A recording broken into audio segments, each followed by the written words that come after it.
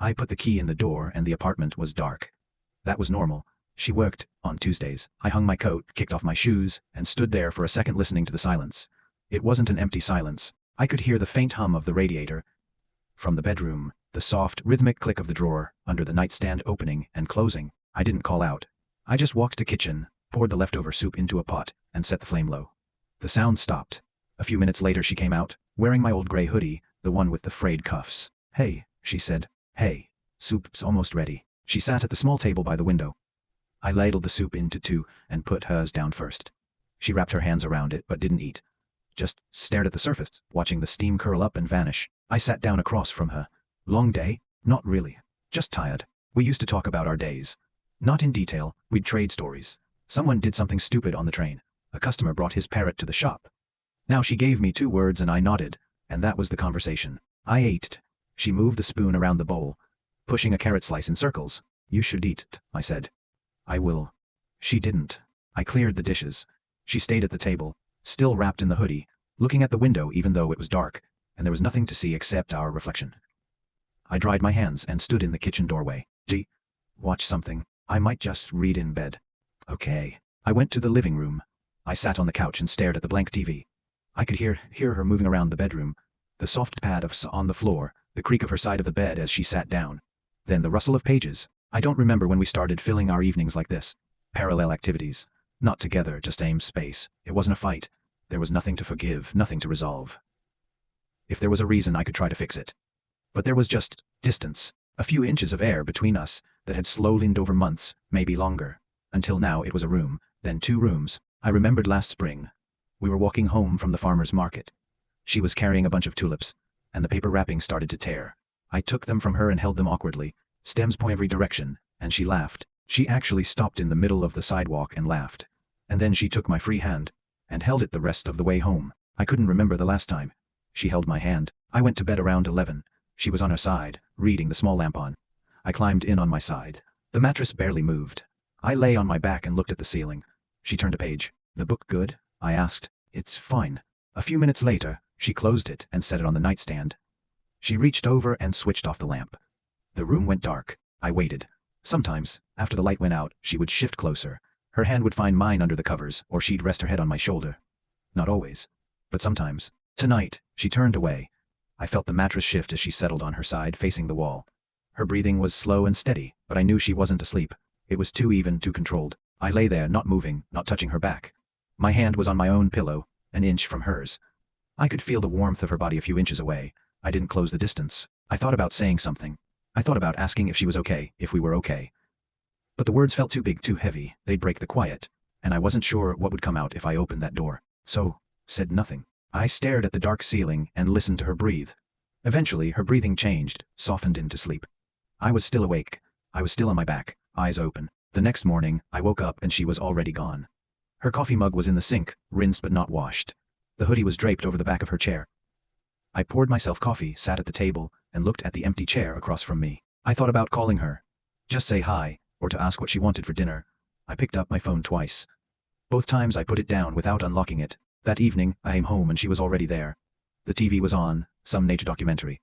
She was curled at one end of the couch, knees tucked under her, watching a lioness walk through tall grass. I hung my coat, walked over, and sat at the other end. We watched in silence. The lioness stalked a zebra. The hunt was unsuccessful.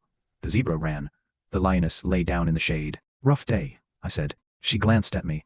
There was a pause, just a beat too long. "Yeah." The lioness panted, tongue out, eyes half closed. The narrator talked about the heat, the struggle to survive. I wanted to ask her what she was thinking. I wanted to say that I missed her. But my throat felt tight, and the words stayed behind my teeth. She pulled the sleeves of her sweater over her hands and tucked them under her arms.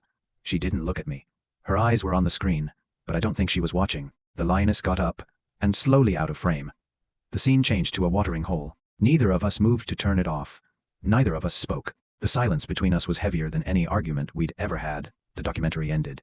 She reached for the remote, turned the TV off, and sat there for a moment. Then she stood and walked to the bedroom.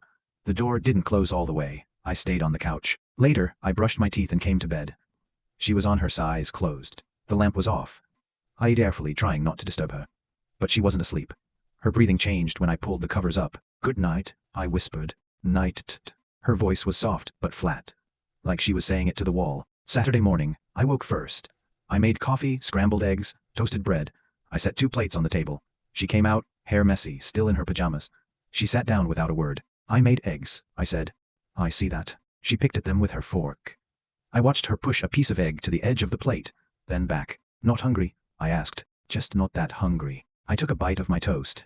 It was dry. I'd forgotten butter. She got up, poured coffee, sat back down. She wrapped both hands around the mug and into it. I thought about reaching across the table, putting my hand on hers. I didn't. Do you want to do something today?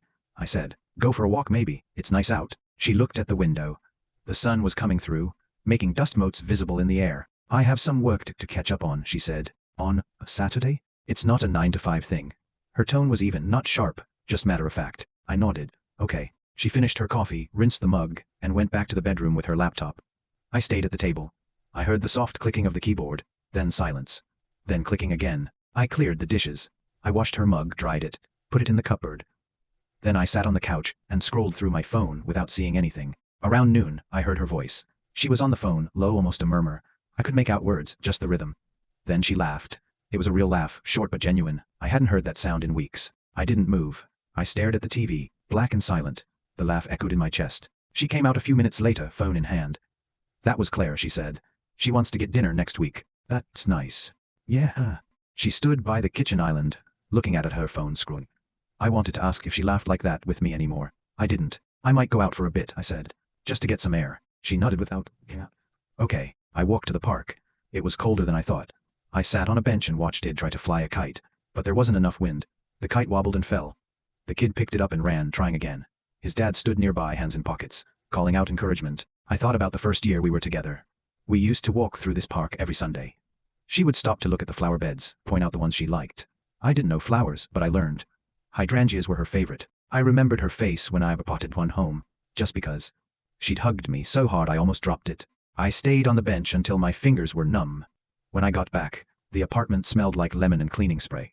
She was wiping down the counter. You cleaned, I said. It needed it. She moved the toaster, wiped underneath. I hung my coat. The apartment looked different, sharper. She'd straightened the couch cushions, folded the throw blanket. It looked like a showroom, not like we lived here. I sat on the edge of the couch.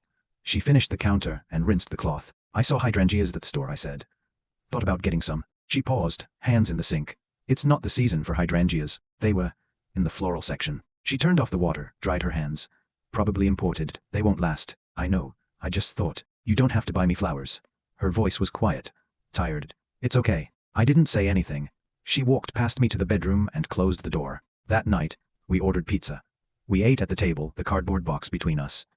She picked a pepperoni off her slice and stacked them neatly on the lid. When did you stop liking pepperoni? I asked. She looked at the little pile. I don't know. A while ago. I'd been ordering pepperoni for 3 years. She'd never said anything. Why didn't you tell me? It's not a big deal. She wiped her fingers on a napkin. I just don't feel like it anymore. I wanted to say, what else don't you feel like anymore? But the question was too big. It would open something I wasn't ready to see. I finished my slice. She ate her cheese-only piece, slowly, methodically. Neither of us reached for another. After dinner, she went to take a shower. I heard the water start, the muffled sound of it hitting the tub. I stood in the hallway, outside the bathroom door. The door was wood-old, with a small gap at the bottom. I could see the light shift as she moved behind the fogged glass. I leaned my forehead against the door frame. The water ran and ran. I thought about knocking. Just a soft tap to let her know I was there. But what would I say? I didn't have words. I just wanted to be close to her, even through a door. I stayed there until the water stopped. Then I went to the living room and sat in the dark. She came out in her robe, hair wet, towel over her shoulder. She paused at the edge of the room. You're sitting in the dark, she said. Just thinking. She didn't ask what about. She said goodnight and went to bed. Later, when I lay down beside her, her back was to me. Her hair was still damp, and I could smell her shampoo. It was the same one she'd always used. That hadn't changed. I closed my eyes. I wanted to reach out, touch her shoulder, feel the warmth of her skin. But my arms stayed at my side. The inches between us felt like miles. Her breathing slowed. I listened to it, steady and soft. I wondered if she was pretending to. I woke up and she was already dressed. Not weekend clothes. Jeans and a sweater, brushed shoes on. She was standing by the window, looking out at the street. It's Sunday, I said. I know. I'm going to see my mom. Is everything okay? She turned. Her face was calm, but her hands were inside the sleeves of her coat, pulling the fabric tight. She's fine. I just need to go. I sat up. The blanket fell to my waist. I wanted to say something that would make her stay, but I didn't know what that something was. Do you want? To come with you? No, she said it too fast. Then softer, no, it's okay, I won't be long. She picked up her bag from the chair. The same bag she'd carried for years, brown leather, worn at the corners. She'd had it when we met. I remember setting it on the table at the coffee shop, pulling out a book. Not looking up until I said something stupid about the weather. She was at the door now. Her hand on the knob. I'll be back, she said. The door closed. I heard her footsteps in the hallway, then the elevator ding, then silence. I stayed in bed for a long time. The light shifted across the ceiling. I thought about the first time she slept here, how she'd laughed at my flat pillow and used her folded sweater instead. I thought about the way she used to leave notes on the bathroom mirror with her finger after a shower. Little hearts, smiley faces. I hadn't seen one in months. I got up around noon. I made coffee, sat at the table, watched the empty chair. I picked up my phone, put it down. I stood in the doorway. Her side of the bed. The pillow was fluffed. The book she'd been reading was still on the nightstand, bookmark halfway through. I opened her drawer. I don't know why. I wasn't looking for anything, it was mostly socks, rolled in pairs, neat. A few things folded. And at the bottom, under a gray sweater I'd never seen her wear, a small box. I didn't open it. I just held it. It was light. Cardboard, not jewelry velvet. I turned it over in my hands. No writing on it. I put it back exactly where I found it. Closed the drawer. Left the room. When she came home, the sun was already low. I was on the couch, same spot, same angle. She hung her coat and stood by the door, not walking in. How's your mom? I asked. She's okay. Made me lunch. That's good. She didn't move. Her hands were at her sides, then in her pockets, then out again. I stayed too long, she said. The traffic was bad coming back. It's okay. She walked to the kitchen, poured a glass of water, drank it standing at the counter. I watched her throat move as she swallowed. I found something, I said. Her hand paused, glass halfway to the counter. She set it down slowly. In your drawer, I said. I wasn't snooping. I just opened it. She didn't ask what I found. She didn't say anything. She stood there, one hand on the edge of the counter, the other at her side. What is it? I said. She looked at me. Her eyes were wet, but not crying. Just glassy, like she was holding it back. It's nothing, she said. It's not nothing. She shook her head, not disagreeing. Just shaking it. I stood up. I didn't walk toward her. I stayed where I was, by the couch. Whatever it is, you can tell me. She looked down at her hands. She pulled the sleeves of her sweater over her fingers. The same motion she did every night on the couch. I don't know how, she said. Her voice was small, not the voice she used for phone calls or coworkers, or strangers. A voice I hadn't heard in years. Maybe never. I waited. She sat down, not at the table, not on the couch, on the floor, her back against the cabinet, knees pulled up. I sat down across from her, in the doorway of the kitchen. The tile was cold under me. I applied for a job, she said. In Portland. The words sat in the air between us. I heard them, but they didn't make sense. Portland was 3 states away. Portland was somewhere we'd talked about visiting, not living. When? I said. 3 weeks ago. 3 weeks. I thought back. 3 weeks ago she'd come home late, said she was tired. 3 weeks ago she'd barely touched her dinner. 3 weeks ago, I'd lain awake next to her, staring at the ceiling, not asking. Did you get it? She nodded. Her chin touched her knees. They want me to start in a month. A month. 30 days. 4 weekends. I had to picture this apartment without her. Her chair at the table. Her side of the bed. Her shampoo bottles lined up in the shower. The empty space where her coat used to hang. I didn't know how to tell you, she said. Every time I tried, the words wouldn't come. I thought about all the silences. All the nights she turned away. All the times I didn't reach across the table. Didn't touch her shoulder, didn't ask. I would have gone with you, I said. She looked up. Her eyes were wet now, spilling over. I know.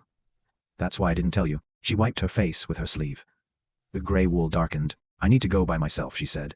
I can't explain it, I just need to. I nodded. Throat was too tight to speak. We sat on the floor, 3 feet apart. The kitchen light buzzed faintly. The radiator clicked. Outside, a car drove by, headlights sweeping across the ceiling, then gone. I don't want to lose you, I said. She looked at me. Her face was bare, no mask, no distance. Just her. I don't want to lose you either, she said. But I don't know how to stay. I wanted to say something that would fix it. Something that would make her unpack the box, cancel the plane ticket, climb into bed next to me like nothing had changed. But there are no words for that. There never are. So I just sat there, across from her, not touching, not speaking. The apartment was dark now, except the kitchen light. It made a small circle on the floor between us. She reached out her hand, not across the distance. Just rested it on the floor, palm up, fingers slightly curled. I looked at her hand. I looked at her face. I didn't take it. Not yet. The space between us was still there. But for the first time in months, it didn't feel empty. It felt like waiting. She didn't pull her hand back. She left it there, open on the cold tile. I looked at it for a long time. Her palm, the line knew by heart. Her fingers bare now, no rings ever. The small scar knuckle from when she cut herself chopping onions, and wouldn't let me bandage it because she was mid-story and didn't want to stop talking. I remembered that night. She'd talked for an hour, bleeding into a paper towel. And I just listened. It was before we moved in together. Before the silences got loud. I reached my hand. I placed it in hers, palm to palm. Her fingers closed around mine, not tight, just enough to know she was there. Neither of us spoke. The radiator clicked. The fridge hummed. Her thumb moved slowly across my knuckle, back and forth, back and forth. We stayed on the floor until the light shifted and the kitchen grew darker around us.